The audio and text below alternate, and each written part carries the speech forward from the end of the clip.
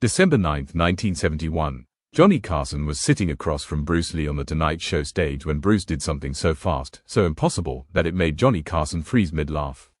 The cameras caught it. 40 million Americans saw it happen. But what nobody knew, not the audience, not the crew, not even Johnny himself, was that Bruce Lee had just saved Johnny Carson's life. And the way he did it would remain a secret for 12 years. What you're about to witness isn't just a story about a legendary martial artist and the king of late night. It's about the moment when two men from completely different worlds discovered they shared something so rare, so profound, that it would change both of their lives forever. But before we dive in, I see messages all the time in the comment section that some of you didn't realize you didn't subscribe. So, if you could do me a favor and double check if you're a subscriber to this channel, that would be tremendously appreciated. It's simple, it's a free thing that anybody that watches this show frequently can do to help us here to keep everything going in this show in the trajectory it's on. So, please do double check if you've subscribed, and thank you so much, because in a strange way you're part of our history and you're on this journey with us, and I appreciate you for that. At that moment, Johnny Carson had no idea he was sitting 3 feet away from someone who could see death approaching him. Bruce Lee's eyes had caught something in Johnny's body language that terrified him. A subtle tremor in Johnny's left hand. A slight discoloration in his fingernails. The way Johnny's breath caught for half a second between words. Signs most people would never notice. Signs that Bruce Lee, a man who had spent his entire life studying the human body, recognized immediately as a ticking time bomb. The Tonight Show studio was electric that Thursday evening. Stage lights blazed across Studio One at NBC Burbank. The audience of 320 people buzzed with anticipation. Bruce Lee, just 31 years old, was about to make his second appearance on the most watched television program in America. His first appearance 6 months earlier had been a sensation. Viewers had flooded NBC with letters begging to see more of this mesmerizing martial artist who moved like lightning and spoke with the wisdom of an ancient philosopher. Johnny Carson was at the absolute peak of his power in 1971. 9 years into hosting The Tonight Show, he had become more than just a television host. He was America's companion, the voice that tucked the nation into bed every single night. Presidents courted his favor. Movie stars begged for his time. A single joke from Johnny Carson could make or break careers. But behind that famous smile and those quick-witted one-liners, Johnny Carson was hiding something that would have shocked his millions of fans. He was dying, and he didn't even know it yet. What happened backstage 40 minutes before Bruce Lee walked onto that stage would set everything in motion. Johnny was in his dressing room, reviewing his note cards for the interview. Ed McMahon had just left after the usual pre-show check-in. The door was closed. Johnny thought he was alone. Then came the sharp pain in his chest. Not terrible, not the kind of pain that makes you call for help. Just enough to make Johnny pause, to make him press his hand against his sternum and take a careful breath. The pain passed in maybe 10 seconds. Johnny shook his head, blamed it on the 3 cups of coffee he downed that afternoon, and went back to his note cards. He had no idea that in the hallway outside his dressing room, someone had been walking past at the exact moment the pain hit. Someone whose training had taught him to sense energy shifts, to detect disturbances in a person's chi from across a room. Someone who had stopped walking, turned toward Johnny's door, and stood there for a full minute, his face tight with concern. Bruce Lee, you haven't seen the biggest surprise yet. What Bruce Lee was about to do on national television would break every rule of TV etiquette, would shock Johnny Carson into complete silence, and would set in motion a friendship that would save Johnny's life in ways neither man could have predicted. The show began at 11:30 p.m. Eastern Time, exactly on schedule. Johnny's monologue was razor-sharp that night. Political jokes about Nixon, observations about Christmas shopping. The audience ate it up. Johnny was in his element, that perfect blend of charm and bite that had made him a legend. During the commercial break before Bruce Lee's introduction, Johnny stood and stretched his shoulders. The chest pain was gone. He felt fine. Ed McMahon leaned over and whispered something about Bruce Lee being the real deal, that the guy could actually do everything he claimed. Johnny nodded, adjusted his tie, and prepared to welcome his guest. Ed's voice boomed across the studio. Ladies and gentlemen, the star of the Green Hornet, martial arts master, Bruce Lee. The audience erupted. Bruce emerged from behind the curtain wearing a simple black suit, moving with that distinctive fluid grace that made it look like he was gliding rather than walking. His smile was warm, genuine. He shook Johnny's hand with both of his own, a gesture of respect that Johnny appreciated immediately. They settled into their chairs. The interview began exactly as planned. Johnny asked about martial arts. Bruce demonstrated some basic movements. The audience was captivated. Everything was going perfectly. Then it happened. Johnny was mid-question, something light about how Bruce stayed in such incredible shape, when Bruce's expression suddenly changed. The smile vanished. His eyes locked onto Johnny with laser focus. And without any warning, without any explanation, Bruce Lee stood up from his chair and said 5 words that made the entire studio go silent. "Mr. Carson, please stand up." The cameras were still rolling. 40 million Americans were watching. Johnny Carson, who had interviewed thousands of people over nearly a decade, who prided himself on never being caught off guard, sat frozen in his chair with absolutely no idea what was happening. Wait, do not miss this detail. What you are about to witness has never been fully explained until now. The moment Bruce Lee stood up and asked Johnny Carson to stand, something shifted in that studio that nobody could quite understand. Johnny's first instinct was to laugh it off. After all, that was his job: keep things light, keep the audience comfortable. He flashed the famous Carson smile and started to make a joke. "Bruce, if you're about to demonstrate a move on me, I should warn you I have a very good lawyer." But Bruce wasn't smiling anymore. His hand was raised slightly, a gentle but firm gesture that said, "This is serious." "Please, Mr. Carson," Bruce repeated, his voice calm but carrying an intensity that cut through every other sound in the studio.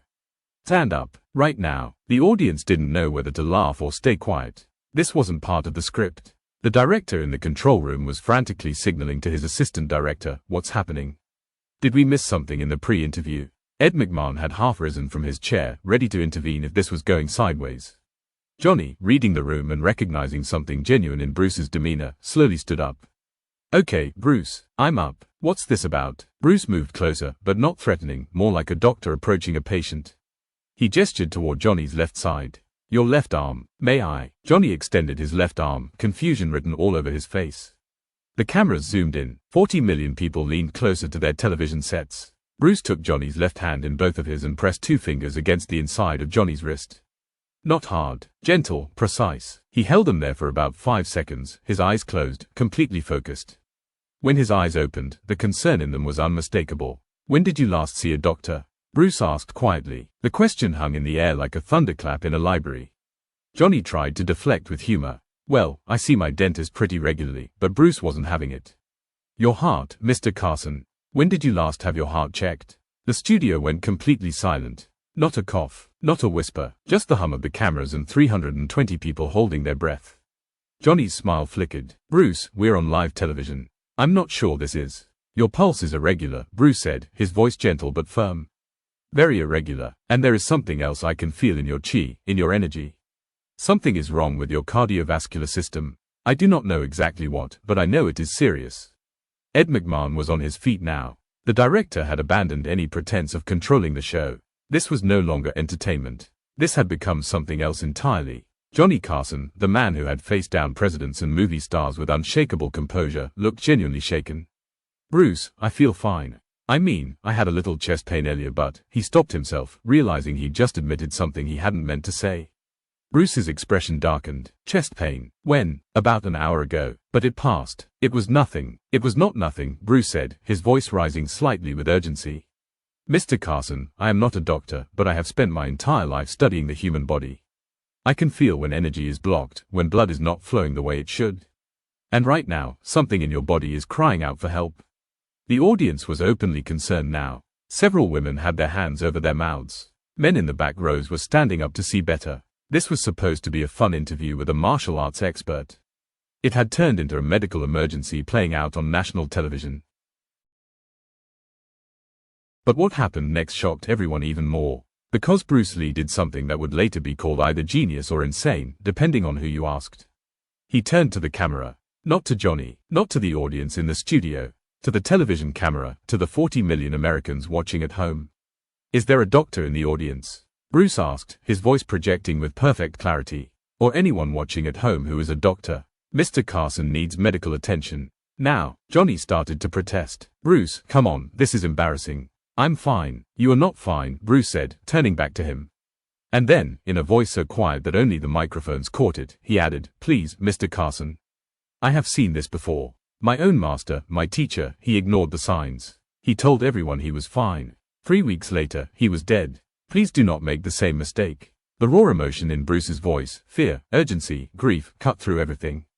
This wasn't about showmanship. This wasn't about publicity. This was one human being desperately trying to save another. Johnny looked into Bruce's eyes and saw something that made his professional armor crack.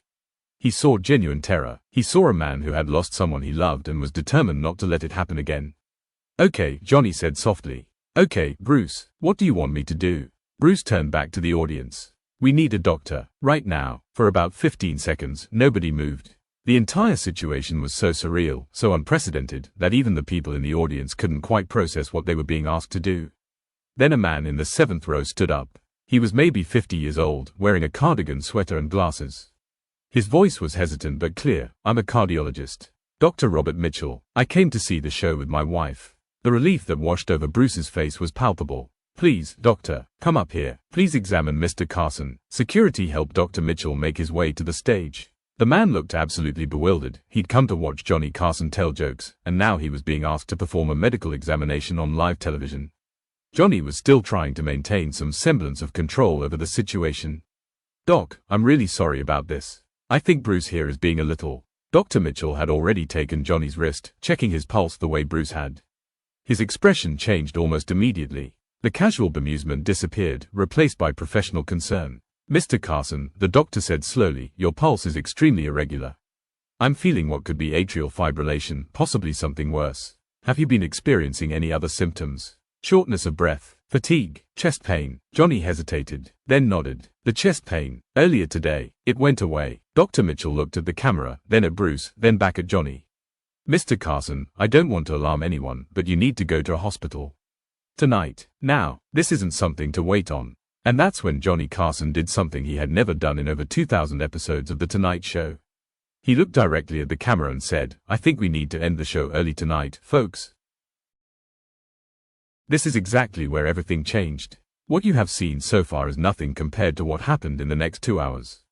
Because the moment those cameras stopped rolling, Bruce Lee did something that revealed a side of him the world had never seen. The studio lights dimmed. The audience was ushered out, confused and worried, many of them crying. Ed McMahon stood frozen at his desk, his famous booming voice reduced to a whisper. Johnny, is this real? Are you okay? Johnny Carson, still trying to maintain his composure, gave a weak smile. I think so, Ed. I mean, I feel fine. Maybe Bruce is overreacting. I am not overreacting, Bruce said firmly. He had moved to Johnny's side, one hand on Johnny's shoulder, not restraining, but protective. Dr. Mitchell, what do we need to do? Dr. Mitchell was already on the phone with the Backstage crew, calling for an ambulance. We need to get Mr. Carson to Cedars Sinai immediately. If this is what I think it is, every minute matters. Bruce turned to Johnny, and for the first time that evening, his expression softened. Mr. Carson, I know this is frightening. I know you are a private man, and having this happen on television must be humiliating. But you saved your own life tonight by agreeing to stand up when I asked you. Many men would have been too proud. Johnny looked at Bruce, really looked at him. How did you know? How could you possibly know just from touching my wrist? Bruce pulled up a chair and sat next to Johnny while they waited for the ambulance. The crew had given him space, but several people were hovering nearby, visibly shaken. This was Johnny Carson, their boss, their friend, the man who made them laugh every single day. Seeing him vulnerable was almost unbearable. In martial arts, Bruce began, his voice taking on the tone of a teacher, we learn to read the body in ways most people do not understand. It is not mystical. It is not magic. It is observation and sensitivity developed over thousands of hours of training. He held up his hand, demonstrating. When I touched your wrist, I felt your pulse. But I felt more than that. I felt the rhythm of your blood, the tension in your muscles, the temperature of your skin. All of these things tell a story about what is happening inside your body. Johnny was listening intently now, the fear in his eyes mixing with fascination. And what story did my body tell you? Your pulse was chaotic, Bruce said. Not fast, not slow, but irregular in a way that suggests your heart is struggling to maintain a proper rhythm. The slight tremor in your left hand, you tried to hide it, but I saw it during the interview. That tells me your circulation is compromised. The color under your fingernails, slightly bluish, suggests oxygen is not reaching your extremities efficiently. Dr. Mitchell, who was still on the phone coordinating with the hospital, looked over at Bruce with genuine respect. That's remarkable. Most people wouldn't notice those signs even if they were looking for them. Bruce's expression grew distant, heavy with memory. My teacher, Yip Man, died of throat cancer. But before the cancer, his heart was weak. I saw the signs, the same signs I saw in you tonight. But I was young, I was stupid, I thought he was invincible. I said nothing. 3 weeks before he died, I finally understood what I had been seeing, but it was too late. Johnny's hand moved unconsciously to his chest. Bruce, I'm sorry, I had no idea. That is why I could not stay silent tonight, Bruce said, his voice thick with emotion. When I walked past your dressing room before the show and felt that spike of pain, yes, Mr. Carson, I felt it even through the door. I knew I had to do something. Even if it meant embarrassing you. Even if it meant breaking every rule of television etiquette. I could not watch another person die when I had the power to speak up. But what Bruce didn't tell Johnny, what he wouldn't reveal until years later, was something even more terrifying. Something he had sensed the moment he touched Johnny's wrist that went beyond medical training or martial arts sensitivity. The ambulance arrived within 8 minutes. Paramedics rushed into the studio with a stretcher, but Johnny waved them off. I can walk, thank you very much. His pride was still intact, even if his heart wasn't. Bruce walked alongside Johnny all the way to the ambulance, matching his pace, his hand still on Johnny's shoulder. I am coming with you to the hospital, Bruce said. It wasn't a question. Johnny started to protest. Bruce, you don't have to. I am coming with you, Bruce repeated. You are not going through this alone. In the ambulance, with the siren wailing and lights flashing through the windows, Johnny Carson finally let his guard down. His hands were shaking. The fear he'd been suppressing broke through. I have 2 sons, Johnny said quietly. Teenagers. I was supposed to see them this weekend. What if? He couldn't finish the sentence. Bruce took Johnny's hand, not checking his pulse this time, just holding it. You are going to see them this weekend. You are going to see them graduate college. You are going to walk them down the aisle at their weddings. But you have to fight for it. You have to let the doctors help you. At Cedars-Sinai Medical Center, Dr. Mitchell, who had followed in his own car, immediately took charge, bringing in the cardiac team he knew and trusted. They rushed Johnny into examination rooms, hooking him up to ECG monitors, drawing blood, running tests. Bruce sat in the waiting room, still in his black suit from the show, his hands clasped together, his eyes closed. Hospital staff recognized him. Some asked for autographs, which he politely declined. Not now, he said simply. I am waiting for news about a friend. 3 hours passed. It was nearly 3 a.m. when Dr. Mitchell finally emerged, his face grave. He looked at Bruce, then at Ed McMahon who had arrived an hour earlier, then at the small group of Tonight Show staff who had gathered in the waiting room. Mr. Carson has severe coronary artery disease, Dr. Mitchell said. 2 of his major arteries are significantly blocked, over 80% occlusion. He was, quite literally, weeks away from a massive heart attack. The room went silent except for the sound of someone gasping. If he had gone home tonight, Dr. Mitchell continued, if he had ignored those symptoms and gone to sleep, there's a very strong probability he wouldn't have woken up. Bruce's head dropped. His shoulders began to shake. This man who could break boards with his bare hands, who had faced down challenges and skeptics his entire life, was crying in a hospital waiting room. But he's going to be okay? Ed McMahon asked, his voice breaking. He needs emergency surgery, Dr. Mitchell said. Triple bypass. We're scheduling it for tomorrow morning. But yes, because we caught this when we did, his prognosis is excellent. Dr. Mitchell turned to Bruce. Mr. Lee, I don't know how you knew. I don't know what you felt in his pulse or his energy or whatever it was. But you saved Johnny Carson's life tonight. Without question, you saved his life. For the next year, Bruce Lee became Johnny Carson's most unlikely teacher. Every Sunday morning, they would meet at Johnny's home in Malibu. Not for martial arts training, though Johnny did learn some basic movements, but for what Bruce called life training. Bruce taught Johnny meditation. At first, Johnny thought it was nonsense. I'm a comedian from Nebraska, Bruce. I don't sit still and chant. You do not have to chant, Bruce said patiently. You just have to be present. 5 minutes. That is all I ask. Those 5 minutes eventually turned into 20, then 40. Johnny discovered something he'd never experienced in his 46 years, quiet. Not the quiet of an empty room, but the quiet inside himself. The constant chattering in his mind, the jokes, the anxiety, the performance, all of it could fade away, even if just for a few minutes. Bruce taught Johnny about nutrition and exercise, not the intense training Bruce himself did, but sustainable practices. Your body is a temple, Bruce would say. You must honor it, not abuse it. Most importantly, Bruce taught Johnny about connection, real connection, not the superficial relationships of Hollywood. You cannot keep hiding behind jokes, Johnny. Not with the people who truly matter. Your sons need to know their father, not the man on television. Johnny started accepting Bruce's advice in ways that surprised everyone who knew him. He cut back his Tonight Show schedule, doing 4 nights a week instead of 5. He started spending real time with his sons, not expensive trips or extravagant gifts, but simple things like throwing a football or watching movies together. He even started therapy, something Bruce had gently suggested and Johnny had initially rejected. Therapy is for people with real problems, Bruce. I just had a bad heart. Your heart was bad because your spirit was neglected, Bruce replied. Fix one without fixing the other, and the problem will return. Johnny went, and slowly, painfully, he began to unpack the emotional baggage he'd been carrying since childhood. The distant mother, the absent father, the belief that love had to be earned through performance, through being funny, through never being too much trouble. But while Johnny was healing, something was happening to Bruce that neither man understood. Something that would shock the entire world and devastate Johnny Carson in ways that would haunt him for the rest of his life. In early 1973, Bruce started having headaches. Not terrible ones at first, just annoying, persistent. He mentioned them to Johnny during one of their Sunday sessions. "Have you seen a doctor?" Johnny asked, concern immediate in his voice. "It is nothing," Bruce said, waving it off. "I have been training hard for Enter the Dragon. My body is just tired." But Johnny had learned to pay attention to the signs. Bruce had taught him that. "Bruce, you made me see a doctor when I thought I was fine. Now it's your turn, please." Bruce smiled, touched by Johnny's concern. "I will make an appointment. I promise." He did make an appointment. The doctors found nothing obviously wrong. They suggested it was stress, exhaustion, overwork. Bruce accepted this explanation. After all, he was about to become an international superstar. Enter the Dragon was going to make him the biggest martial arts actor in the world. A little stress made sense. What the doctors missed, what everyone missed, was that Bruce Lee's brain was swelling. A cerebral edema was developing, caused by a sensitivity to pain medication he'd been taking for a back injury. It was rare, it was hard to detect, and it was slowly killing him. Johnny noticed that Bruce seemed different in their last few Sunday sessions. Distracted, quieter. When Johnny asked if everything was okay, Bruce would smile and say, "I am just thinking about the future. All the things I want to accomplish." On July 20, 1973, Johnny was in his Tonight Show office preparing for that evening's show when his assistant knocked on the door.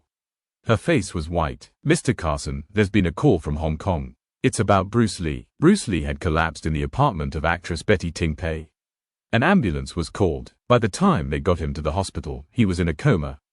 By the time the doctors realized what was happening, it was too late. At 11:30 p.m. Hong Kong time, 7:30 a.m. in California, Bruce Lee was pronounced dead. He was 32 years old. Johnny Carson received the news at 8 a.m. Pacific time. He was told over the phone by Bruce's brother, Robert. The show that night was already scheduled. Johnny was expected to be funny, charming, professional. He couldn't do it. For only the second time in the history of The Tonight Show, Johnny cancelled. He couldn't go on camera. He couldn't pretend. The man who had taught him to be real, to be present, to stop performing his way through life, that man was gone. Johnny flew to Hong Kong for the funeral. He stood in the back of the crowd, wearing sunglasses, trying to be invisible. But when it came time for people to speak about Bruce, Johnny was asked to come forward. He stood at the podium, looking out at thousands of people who had loved Bruce Lee, the martial artist, the actor, the icon. And Johnny told them about a different Bruce Lee. "Bruce Lee saved my life," Johnny said, his voice breaking. "Not just physically, though he did that too. He saved me from myself. He taught me that being strong doesn't mean hiding your weakness. Being brave doesn't mean pretending you're not afraid. And being successful doesn't mean anything if you're disconnected from the people you love." Tears were streaming down Johnny's face now, visible even behind his sunglasses. "The world lost a martial arts legend today. I lost the best friend I ever had." After Bruce's death, Johnny Carson changed the way he lived his life. He became more present with his sons. He continued therapy. He maintained the meditation practice Bruce had taught him. And every Sunday morning for the rest of his life, Johnny would spend 20 minutes in quiet meditation, honoring the man who had given him a second chance at living. In 1983, 10 years after Bruce's death, Johnny did something unprecedented. He invited Bruce Lee's widow, Linda, onto The Tonight Show. During the interview, he revealed for the first time the full story of what had happened that December night in 1971. "Bruce Lee literally stopped the show to save my life," Johnny told America.